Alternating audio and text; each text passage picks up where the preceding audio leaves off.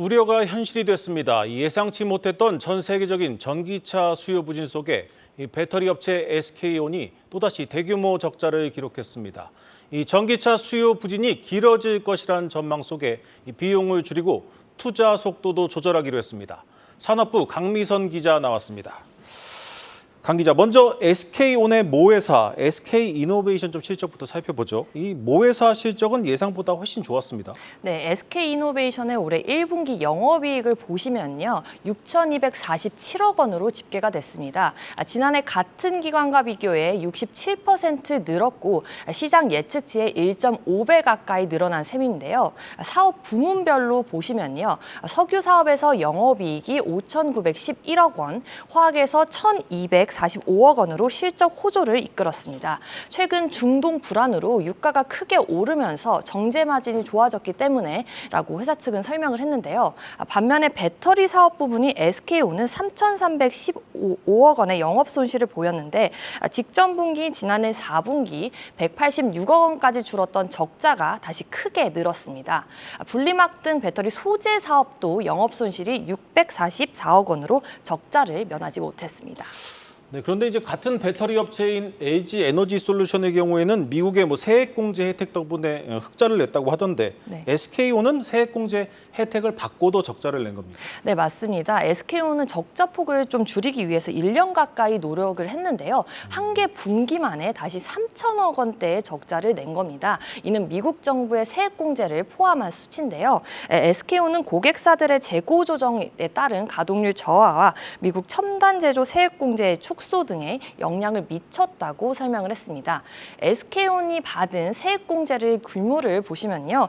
지난해 4분기 2천억 원이었던 반면 1분기 3억 원대까지 떨어졌습니다. 네.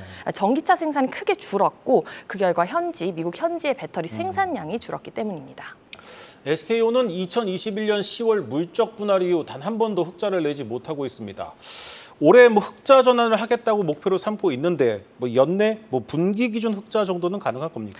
네, 오늘 실적 설명회에도 흑자 전환의 시점을 묻는 질문이 굉장히 많았는데요. 네. SK온은 올해 하반기부터는 이제 흑자 전환을 목표로 유지하겠다고 못 박았습니다.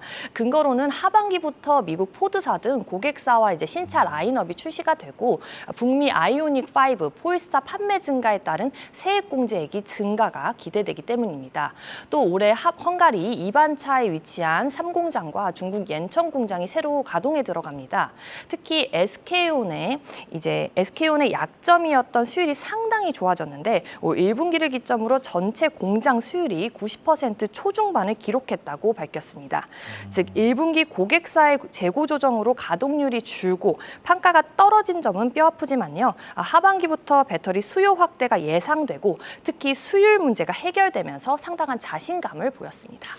네, 특히 SK온은 이 빚을 내서 투자를 하는 만큼 이 부담이 좀 상당할 텐데 오늘 컨퍼런스 콜에서 이 자금 조달에 대한 구체적인 언급은 없었습니까? 네, 올해 초에 SK온은 이제 자금 조달에만 설비 투자에만 7조 5천억 원을 책정을 했는데요. 네. 오늘 컨콜에서도 SK온은 이제 투자 부담이 가장 큰 거는 포드사와의 합작 법인 그리고 현대차와 북미 합작 법인이라고 언급을 했습니다. 네. 이 두 프로젝트가 모두 미국에서 진행되는 만큼 미국 정부가 제공하는 낮은 금리의 정책 자금 조달이 필요한데요.